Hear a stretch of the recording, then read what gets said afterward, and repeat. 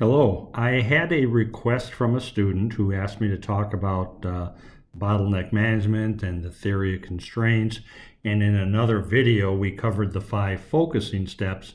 But another part of the theory of constraints and bottleneck management is a scheduling technique called DBR, or drum buffer rope. The way it works, if you think of the drum, think of that as the drum beat or the rate of production, and it's typically tied to the bottleneck.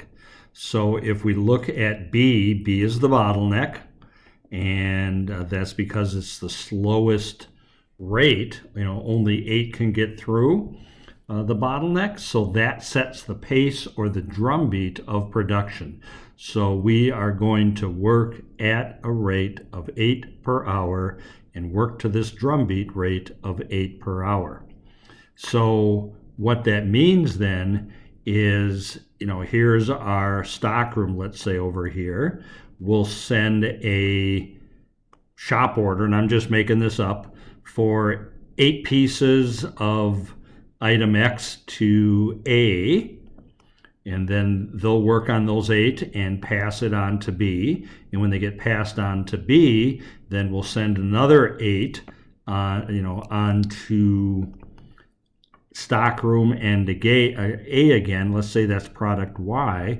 And then now the scheduler can watch at the bottleneck that when X moves out of B and goes to C, it knows that Y is coming into B. It can work with that. But that movement of X from B to C triggers what's called the rope. And the rope is the connection between the drum beat, where the scheduler's at, and the gateway center, where the first step is. It's kind of a metaphor.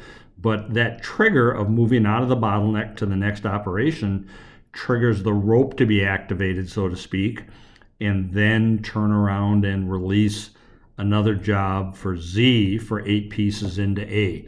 So the drum is the rate of production. That's where we put the scheduler. The rope is the connection between the drum beat, the scheduler, and the gateway work center.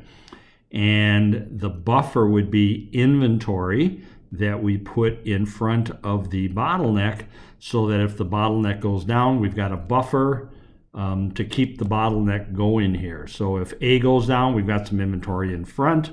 If B goes down, we might have some inventory in the back as well, or both places at a minimum, so that we can keep the bottleneck from failing and keep things going while we fix what's going on at B. So drum buffer rope allows you to schedule around the bottleneck, keep things working at the same rate, and not over or underwhelm the work center.